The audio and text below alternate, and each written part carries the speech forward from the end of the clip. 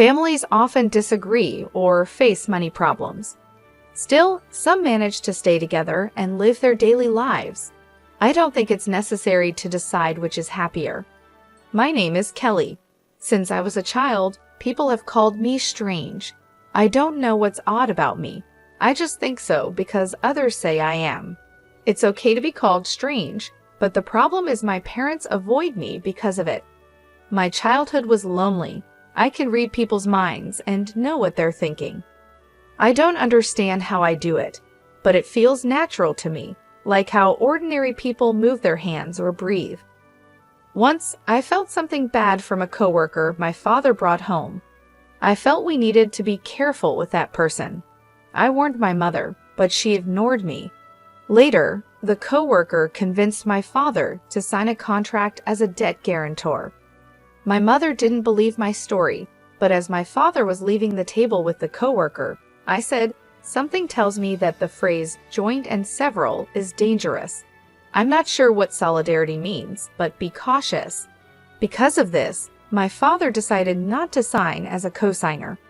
Later, when his colleague went bankrupt and couldn't pay his debts, my father didn't have to take on the burden. Another time, when I was out shopping with my mother, I felt a wave of unease coming from behind me.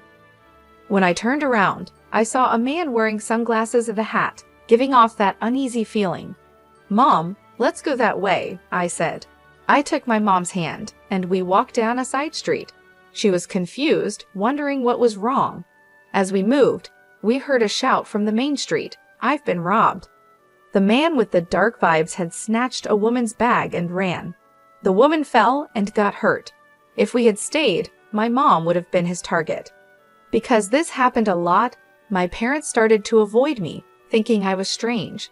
I felt very lonely. What was normal to me wasn't normal to others. I was the strange, eerie child, so I kept my thoughts to myself. Even when I felt something was wrong, I stopped saying it out loud. I realized that if I didn't say anything, people wouldn't think I was strange. My younger sister Olivia is 4 years younger than me. She's a typical child, unlike me. As I got darker and darker, Olivia became more adorable and cute. My parents clearly preferred her to me. They thought, "Olivia is lovely, but Kelly is dark and shadowy. Kelly is odd, even though she doesn't say strange things anymore." I pretended to be normal to avoid the pain my power caused me. I grew up without my parents' love. Whether it was because my attempts to seem normal made me seem unusual, or because once I was labeled as strange, it couldn't be erased. My sister, on the other hand, was raised with their love.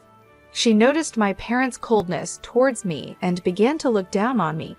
She used to say, "I don't like being around my sister because it transfers the darkness to me." I'm very attractive, but my sister affects my image negatively. She started saying things to put me down whenever she could. My parents just tolerated her behavior and never corrected her. One day, a scout from an entertainment company approached her. They asked her to join their agency when I was in my 3rd year of junior high, and she was in her 6th year of elementary school. She said, "It's obvious because I'm attractive." They said I could be on TV. My sister was already thinking about a career, which made our parents happy. I told her, "You should take it slow and think about it. I have a bad feeling about this." I didn't want her to get into trouble, so I shared my feelings, which I had kept hidden for so long. My sister, unaware of my unusual ability, said, "Are you jealous because you're not attractive and can't communicate with others like me? Don't be strange and don't stand in my way." Her face turned red and she reached for me. My parents, who knew about my ability, either forgot about it or were too excited to see their younger daughter in the spotlight. They stood by her and accused me. I then decided to remain silent. I told myself that speaking up wouldn't lead to anything good. One day, a student teacher was scheduled to visit my middle school. He was a male college student who wanted to be a physical education teacher. He spoke about his educational dreams and gave a powerful speech to the teachers and students. He became very popular, especially with the female students. As he responded to the loud voices of the female students, I felt a wave of dread wash over me. I had made it a rule to keep my abilities hidden, but when I saw that my classmates were in danger, I decided to break my own rule. I approached a teacher who seemed to understand. I said, "I know this is unexpected, but please believe me and help me." The teacher was confused by my sudden statement, but did as I asked and staked out a specific location after school. I kept the details from the teacher because I knew he wouldn't believe me if I explained everything. The teacher listened to me without needing an explanation. The next day, the whole school was in an uproar. The student trainee had broken the law by entering the women's restroom with a video camera. The teacher had staked out the area and caught him within 20 minutes. Because of this, the female students were not victims of voyeurism and were spared from being humiliated. Meanwhile, my younger sister enthusiastically joined the entertainment agency that scouted her. However, there were no lessons or auditions, just high fees to pay. Then, the agency suddenly closed down. My sister had been scammed. She screamed and cried, blaming me. "It's all because of you. You ruined my future. It's your fault." Even though it was an absurd accusation, she believed it. This belief helped her cope, but it was a disaster for me. My parents didn't say anything ridiculous, but they did notice she was distancing herself from me and getting closer to them. As the strange child, I felt lonely again. While I was glad I had helped everyone at school, I worried my actions would make things worse for me. The next day, the teacher who had listened to me called me to the staff room. I was scared of being labeled as strange again. When I entered, the teacher said quietly, "You knew this was going to happen about a week ago, didn't you?" Without warning, I knew it was pointless to lie. So, I told him about my mysterious power. It was the first time someone understood what I was going through. The teacher explained that he knew someone with my ability, his aunt. "I've known about her for a long time. I understand you have a lot on your mind," he said. "You'll feel better if you get advice from someone who understands," the teacher said. Then he introduced me to Nicole. She looked me in the eyes and said, "It's natural to be concerned, but you don't have to suffer." Her kind, deep eyes seemed to see everything and drew me in. Nicole had the same power as me since childhood and had spent her life troubled and hiding it. Hearing her story, someone who had gone through similar experiences started to free me from my fears and doubts. From that day, Nicole became my mentor, though she laughed when I called her that and said, "Just call me Nicole." Nicole changed my life. I had lived a modest, shadowy existence, hiding who I was, but she transformed my consciousness. Gradually, I began to live my daily life as a normal girl. However, since the incident with the entertainment agency, my sister and I have grown apart. She rarely talks to me, and when she does, it's usually to complain or make fun of me. My psychic abilities couldn't predict her emotional shifts. She would say things like, "What's the big deal about you getting accepted to college? Aren't you just a mental flower garden?" My sister had failed the entrance exam for her first choice high school, even though she was told she would definitely pass. She ended up at a high school she considered her second choice. She was furious when I got accepted to her top choice university. I wasn't happy about it or bragging to her. She just made assumptions and disrespected me. My parents only consoled and coddled my sister during her difficult time and told me to stay away and not bother her. Despite growing up and becoming a better person since meeting Nicole, my sister still didn't seem to like me. I guess my sister doesn't like me unless I'm dark and gloomy. My sister is very intelligent, so it's surprising she didn't pass the high school entrance exam. She was very frustrated and put that frustration into her studies at the high school she enrolled in. She ended up being the top student for 4 years and got accepted into a difficult national university on her first try. She said, "I got into the hardest university. Yours isn't as good as mine." I responded to her satisfied remark with a lighthearted, "Yeah, I guess so."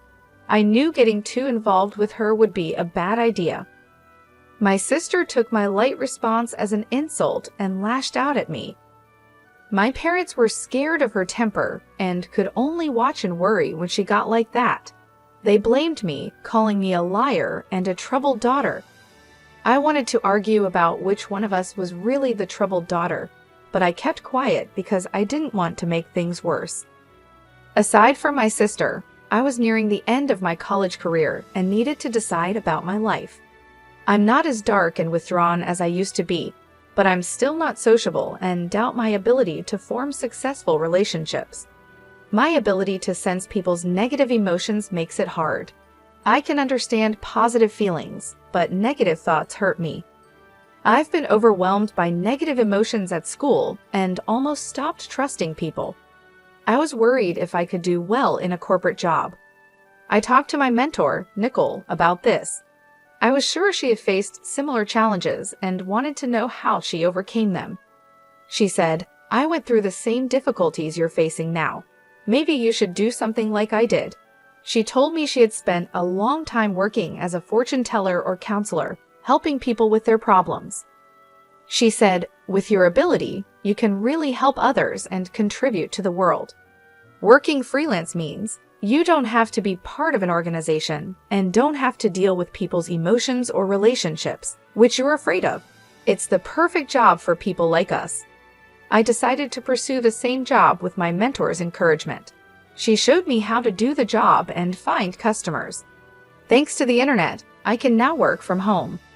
When I told my parents and younger sister that I would work from home instead of getting a job after graduation, they asked, "What exactly is it? What kind of job is it? What type of work is it? Then at least you should do our housework. What about living costs?" I expected these questions, but I was disappointed they weren't more supportive. While I understood their expectations for housework and money, it still made me sad. I could see my sister disrespecting me even more in the future, which added to my sadness. So, my life as a work-from-home employee began. There were no job offers at first, and it was a trial and error process, but with my mentor's help, I gradually got work. I couldn't contribute money to the household for about a year, so I focused on housework. My father was not pleased, but my mother was relieved and kept him in check. When I finally contributed money after about a year, my father mocked me, saying, "Huh, you finally got some money, didn't you?" Despite this, the amount of housework I had to do did not decrease, and my life remained the same. 3 years later, my sister graduated from university and decided to work for a foreign company. The pay was good, and she told me, "Unlike you, I'm not a parasite. I work outside the home." She mocked my work-from-home job, saying, "I have no idea what you're doing. Working from home? Isn't that just for fun? You're a parasite in your own home. My pay will increase, and I'm sure I'll be making 15 times more than you. Someone like you could never make that much money." After a year and a half, my sister was promoted to chief and continued to brag about her good salary. However, she didn't contribute anything to the household or help with any chores. She left the laundry, cleaning, meal preparation, and everything else to my mother and me. My mother and I shared the work, but she delegated most of it to me, so I ended up doing almost everything. "Olivia, you need to take better care of yourself," I said. "Instead of spending all your money on yourself, you should help out with the household expenses."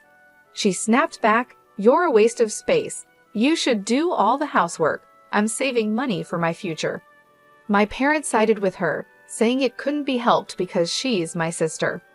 I wanted to stay in my current job because it was comfortable, but I began to wonder what I should do with my life. Then my sister made a shocking announcement. "I'm getting married." There was no warning, and my parents and I were stunned. "He's a wealthy man who earns more than $20 million a year." "Oh, I'm sorry I became happy first, sister, but isn't marriage just a pipe dream for someone like you?" She said she'd bring her boyfriend over the following Sunday. When the day came, we were in a state of panic due to the rapid events. The man she brought was young, dressed in a suit and tie, and looked capable. "My name is Michael. It's a pleasure to meet you. I've come to propose to Olivia," he said with dignity and politeness. "I told you he was wonderful, didn't I? I'll be happy with him," Olivia said. My father, despite being impressed by Michael, asked, "Michael, what is your job?" "I'm currently training at a company owned by a friend of my father's," Michael replied. Olivia explained, "His father is the company's president. He is training outside the company to be his successor." Olivia seemed overjoyed at the prospect of marrying the future president of a company. We talked about various topics before Michael left. Despite a few gaps in the conversation, my parents seemed pleased with him. However, I felt a shadow of darkness from Michael. I couldn't explain it, but I felt it. I couldn't stay silent any longer, fearing that marrying a man with this type of darkness would make my sister unhappy. "Listen, Olivia, you've only been dating him for less than 5 months. Get to know him a little better before you decide to marry him," I said, feeling alarmed. I couldn't explain and tried to reassure my sister with something vague. "What exactly are you talking about, sister? He is a man of great distinction and a future president. You're just upset because you're comparing your situation to my happiness. You're a pitiful person, aren't you?" she snapped. My parents also yelled at me to stay out of the way. "Such a wealthy man will soon be our son-in-law. You're a nobody, so at least stop interfering with your sister's happiness." It was clear they wanted their daughter to marry a rich man so they could live in peace in their old age. I was filled with rage because I couldn't tell my sister about the dark shadow I sensed around her. In the meantime, they got engaged, and a meeting between the two families took place. My sister's fiance's parents seemed just as respectable as Michael, but I still felt the same dark presence around them. However, the wedding day arrived before I could warn my sister and parents, who were too excited to listen. "The president of our company is attending today's reception. Do you know how talented and promising I am? It's a great honor, but you, my stay-at-home sister, can't even imagine how great it is," my sister said before leaving the house, adding her usual words of disrespect. They pledged their eternal love at the hotel's wedding hall and then entered the reception hall. My sister looked happy with a big smile on her face, but I was concerned about how long that happiness would last. The president of the company gave the speech as the guest of honor. It was a congratulatory speech that praised my sister, and she was pleased with it. After the speeches, drinks and food were brought to each table. The food looked delicious, but I began to feel uncomfortable. Nothing had been brought to my table. At first, I thought it was just a delay, but other tables had already received drinks and hors d'oeuvres one after another. It was obviously strange. I was the only one who hadn't received anything. The people at my table noticed and started to feel uncomfortable too. At that moment, my sister came up to me and whispered with a laugh, "Free food is not for people like you. This food is too good for you. Just go home and eat potato chips. Leave our wedding gift and go home." My eyebrows shot up at her outrageous words. The groom was grinning and nodding from his seat. Even my parents pretended to be surprised at first, but then they said, "Well, Olivia is right." I was shocked, and then a surge of anger followed. "I can't believe you could be this cruel. Father and mother, how can you accept such rudeness?" I said. My parents gave me a bitter look, but didn't scold my sister. "I understand. I'm going home, but you'll regret this," I said. "What's with that threat? Is it the howl of a loser?" my sister mocked. The hall buzzed with excitement at this turn of events when a man stood up suddenly. "I'm the groom's brother, Larry. My brother and parents are scum, but the bride is even worse. I can't take it anymore," he said. Larry continued, "Father, your company went bankrupt half a year ago, yet you still pretend to be its president. You're trying to take advantage of your daughter-in-law and her family. Michael, you can't be president anymore either. You're unemployed and trying to leech off your wife." The buzz in the hall grew louder at Larry's words. My sister, turning bright red, yelled, "What do you mean?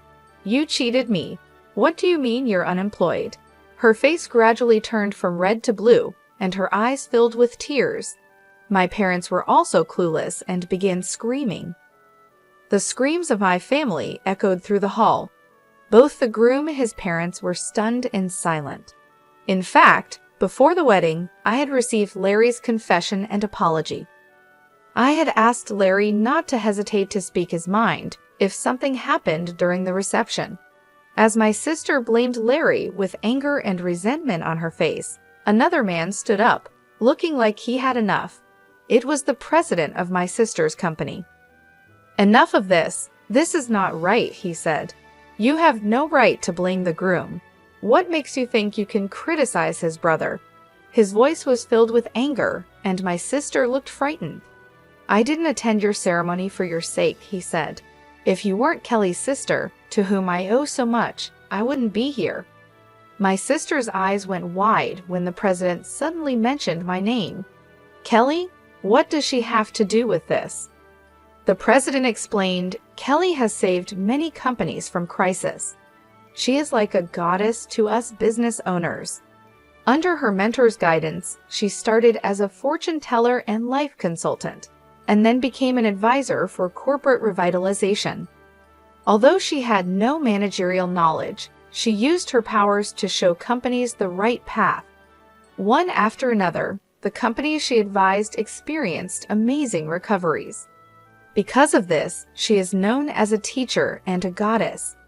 Your company was also consulted 7 months ago, and with her advice, it became stronger." My sister, shocked, said, "Oh no, I didn't know anything about that. Aren't you just a stay-at-home nobody? Thanks to Kelly, my business is going well. I have a good job and now earn more than you do. I put enough money into the house, but my parents don't care about me." "What do you think all that money was for?" "It wasn't Olivia's," the president clarified. "My parents seemed to have misunderstood. There was no way Olivia could have brought money into the house." The wedding party broke up in confusion. The wedding gifts were fully refunded to everyone. My sister sobbed, "How are we going to pay for this ceremony now that we don't have the money from the gifts?" Besides, I relied on Michael's income and signed a contract for a condominium in my name. I can't pay the rent by myself if I'm unemployed. Michael coldly replied, "You signed the contract on your own, didn't you?" "I don't know anything about it. Divorce, divorce, divorce, you crook." My sister's marriage quickly fell apart. It was a mess, and this chaos was the result of his malicious behavior. Afterwards, my sister divorced Michael and demanded alimony. Michael and his parents couldn't afford to pay a large amount, and they barely managed to cover the wedding hall costs. They couldn't afford the condo they had signed for, so it was canceled before they ever lived in it. However, the loan balance remained a heavy burden on my sister. The outrageous behavior at the wedding spread quickly among the company officials who attended. My sister lost credibility, and the company president demoted her to a lower position. She lost her pride as an elite employee and wanted to quit, but she had to keep working to repay the loan. She ended up doing trivial work in a basement reference room, work that may or may not have been important. Michael and his parents failed in their attempt to leech off my sister. They are now struggling to make ends meet by working day jobs. Larry, Michael's older brother, separated himself from his parents and younger brother. My parents easily gave up on my sister when she hit rock bottom and came to me for help. But I said, "I don't want to be pushed around by you guys anymore. I'm cutting you off. Goodbye." With that, I left home, signed a lease on a new apartment, and began a new life. I took in my sister, who had fallen on hard times and was struggling to make ends meet. Her salary had been drastically reduced, and she couldn't afford to contribute to our parents' household. Naturally, I also stopped putting money into my parents' house. Unable to lower their standard of living, my parents quickly became exhausted and complained every day. My business is going well, and I am helping many companies and people positively. After the wedding incident, I started dating Larry, and he recently asked me to be his girlfriend. If things continue as they are, marriage is on the horizon. I can't wait to build a happy life with Larry, who has a clear heart and no dark shadows.